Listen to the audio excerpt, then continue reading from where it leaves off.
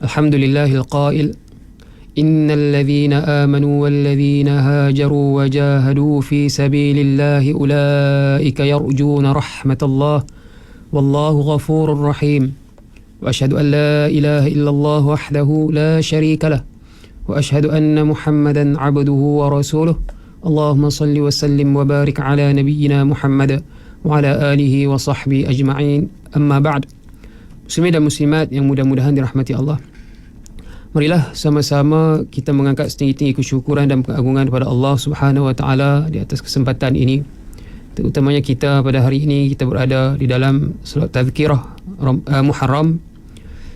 Seterusnya saya berpesan kepada diri saya sendiri terutamanya dan juga muslimin dan muslimat sekalian agar senantiasalah bertakwa kepada Allah Subhanahu Wa Taala dengan ketakwaan yang sebenar-benarnya, itulah dengan melaksanakan segala titah perintahnya dan meninggalkan segala larangannya.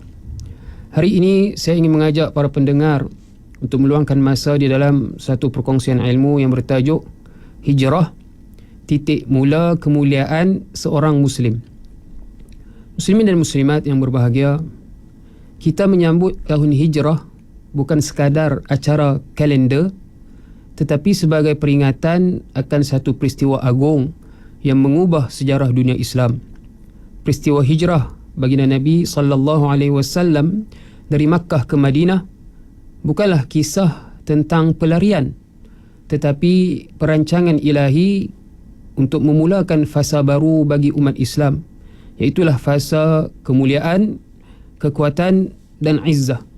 Maka bertepatan dengan tajuk kita pada hari ini, iaitulah hijrah, titik mula kemuliaan ataupun izzah seorang Muslim.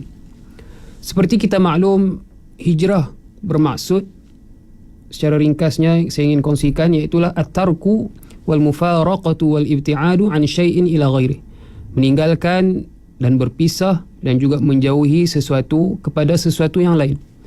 Begitu juga diartikan hijrah sebagai al-intiqalu min daril kufri ila daril Islam, berpindah dari negeri kufur ke negeri Islam, khaufan 'ala din, kerana takutkan demi menjaga agama, atau talaban litamakkuni min iqamati sya'airil Islam, ataupun kerana mencari kemampuan dan keupayaan untuk menegakkan syiar-syiar Islam. Begitu juga hijrah diartikan sebagai al-intiqalu min makanin turtakabu fihi al-ma'asi, berpindah dari satu tempat yang berlakunya maksiat, atau yudayyiqu fihi 'ala al-muslim, atau perkara yang menyempitkan dan menyusahkan muslim, ila makanin yastati'u fihi iqamata dini, kepada tempat yang membuatkan muslim itu mampu menjalankan amalan-amalan agamanya. Baginda Nabi SAW bersabda, wal muhajiru man hajara ma nahallahu anhu, dan orang yang berhijrah itu adalah mereka yang meninggalkan apa yang Allah larang. Hadis diriwayatkan oleh Imam Al-Bukhari dan Imam Muslim. Begitu pula Allah Subhanahu Wa Taala berfirman, walladzina hajaru fillah min ba'di ma zulimu lanubawwi'annahum fid dunya hasanah hasanatan wal ajrul akhirati akbar. Dan mereka yang berhijrah pada jalan Allah setelah mana mereka dizalimi, nescaya kami akan tempatkan mereka di dunia dalam kebaikan, dan sesungguhnya ganjaran akhirat itu lebih besar. Muslimin dan muslimat yang berbahagia, kita lihat pada pengertian izzah ataupun kemuliaan. Al-izzah dalam Islam berasal dari akar kata Arab, iaitulah azzaza, yang membawa maksud kuat, mulia, perkasa dan tinggi kedudukan. Dalam konteks Islam pula, izzah membawa makna kemuliaan, kekuatan, keperkasaan dan kehormatan yang sejati, yang berasal daripada ketaatan kepada Allah dan pembelaan terhadap agamanya. Manakala dari sudut istilah, perkataan izzah ini boleh membawa maksud kepada al-quwwah, iaitulah kekuatan. Begitu juga al-karamah, iaitulah kemuliaan. Begitu juga asyiddah, iaitulah keteguhan. dari sudut istilah, izzah ini ataupun kemuliaan ini dapat difahami sebagai kemuliaan hakiki yang diberikan oleh Allah Subhanahu Wa Taala kepada hamba-Nya yang beriman dan taat. Kekuatan jiwa dan keteguhan pendirian kerana bersandarkan kepada Allah, serta penolakan terhadap kehinaan, kekufuran dan kezaliman. Kita lihat pula dalil-dalil daripada Al-Quran. Allah Subhanahu Wa Taala berfirman, "Walillahil 'izzatu wa lirasulihi wa lilmu'minina walakinnal munafiqina la ya'lamun." Dan kemuliaan itu hanyalah milik Allah dan juga Rasulnya dan juga orang-orang yang beriman. Akan tetapi orang-orang munafik tidak mengetahuinya. Surah Al-Munafiqun ayat yang ke-8. Izzah sebenar tidaklah dapat ataupun tidak akan diperolehi melainkan hanya daripada Allah Subhanahu Wa Taala. Allah berfirman, "Ayabtaghuna 'indahumul 'izzah fa innal 'izzata lillahi jami'a." Adakah mereka mencari kemuliaan di sisi orang-orang kafir itu? Maka sesungguhnya kemuliaan itu semuanya milik Allah. Surah An-Nisa ayat 139. Sedikit saya nukilkan ucapan ataupun kalam para salaf dan ulama. Ada yang menyebutkan barang siapa yang mencari izzah ataupun kemuliaan melalui ketaatan kepada Allah, maka dia akan dimuliakan oleh Allah di dunia dan di akhirat. Dinukilkan bahawa Al-Imam Al-Qurtubi menyebutkan izzah ataupun kemuliaan itu adalah kekuatan, kemenangan dan keteguhan yang datang daripada Allah. Maka sesiapa yang mencari izzah melalui makhluk, dia sebenarnya mencari kehinaan. Semoga Allah Subhanahu Wa Taala melindungi kita daripada hal demikian. Begitu juga satu ucapan yang sangat masyhur diungkapkan oleh Khalifah yang kedua, Amirul Mukminin Umar bin Al-Khattab radhiyallahu an. Katanya, "Nahnu qaumun a'azzana Allah bil Islam, famahma bataghayna al-'izzata bighairihi adallana Allah." Kita adalah kaum yang dimuliakan oleh Allah dengan Islam. Maka apabila kita mencari kemuliaan dengan selainnya, nescaya Allah akan hinakan kita. Muslimin dan muslimat yang dirahmati Allah, secara ringkasnya izzah ataupun kemuliaan ini dapat dibahagikan kepada 4. Yang pertama, izzah bil iman, iaitulah kemuliaan dengan keimanan dan amal soleh. Teguh dalam prinsip walaupun kita termasuk golongan yang kecil ataupun minoriti. Yang kedua, izzah bin nafs, iaitulah kemuliaan ataupun mempunyai harga diri, tidak merendahkan diri demi dunia dan tidak juga meminta-minta atau pada bahasa kasarnya menjilat manusia. Na'udzubillah. Kemudian yang ketiga, izzatu bil Islam, iaitulah bangga, rasa mulia sebagai Muslim. Kita menjaga identiti kita, menjaga kemuliaan kita sebagai Muslim di mana sahaja kita berada. Jangan pernah kita merasa hina, merasa rendah diri sebagai Muslim. Kita perlu berjalan dengan mengangkat kepala, bukanlah kerana sombong, tapi kita merasa mulia, merasa bangga kerana kita ini termasuk dalam kalangan hamba Allah yang Allah pilih sebagai Muslim.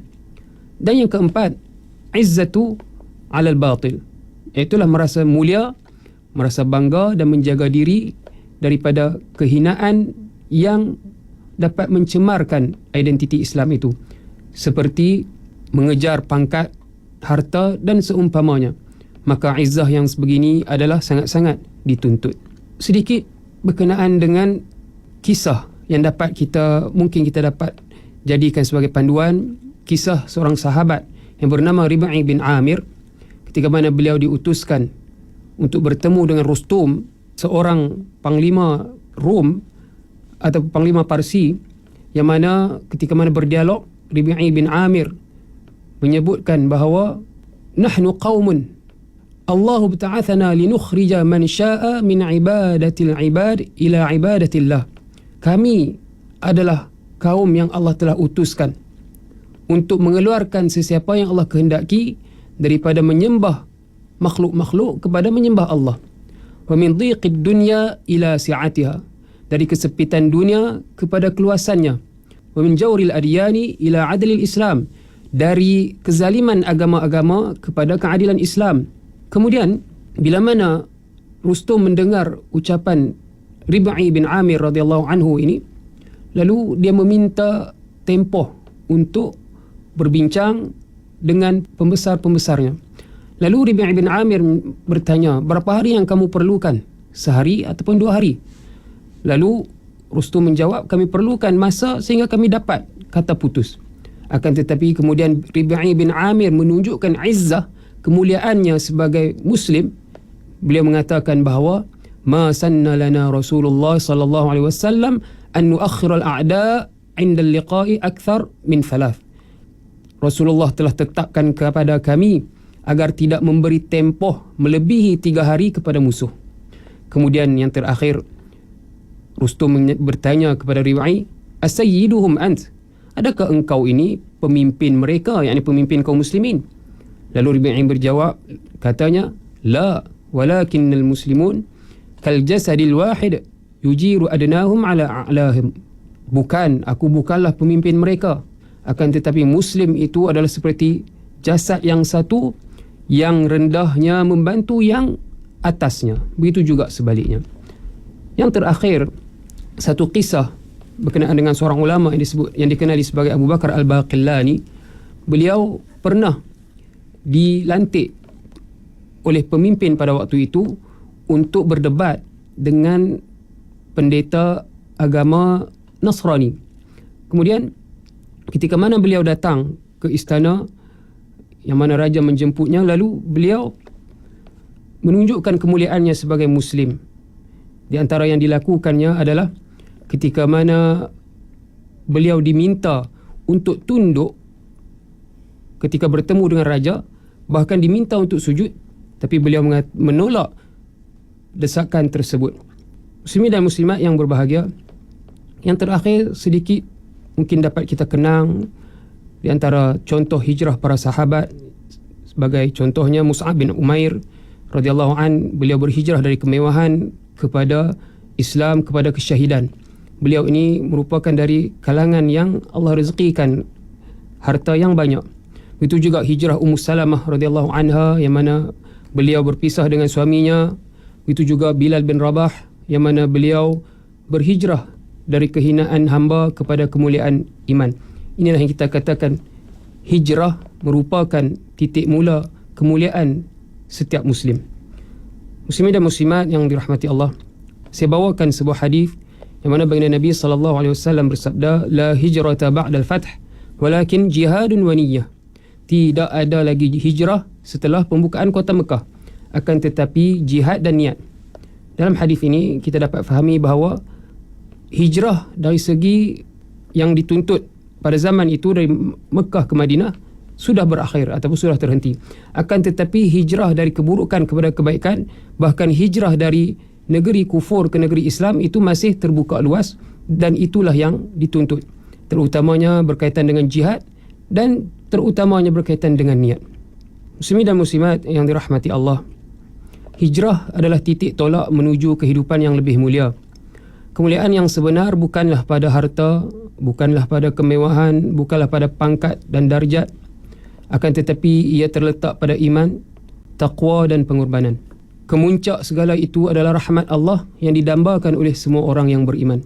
Allah Subhanahu wa taala berfirman, innal ladzina amanu wal ladzina hajaru wa jahadu fi sabilillah ulaika yarjuna rahmatallah wallahu ghafurur rahim. Sesungguhnya orang-orang yang beriman dan orang-orang yang berhijrah serta berjihad di jalan Allah, mereka itulah orang-orang yang mengharapkan rahmat Allah, dan sesungguhnya Allah Maha Pengampun dan Maha Pengasih. Surah Al-Baqarah ayat 218. Semoga Allah Subhanahu wa taala kurniakan kita kemuliaan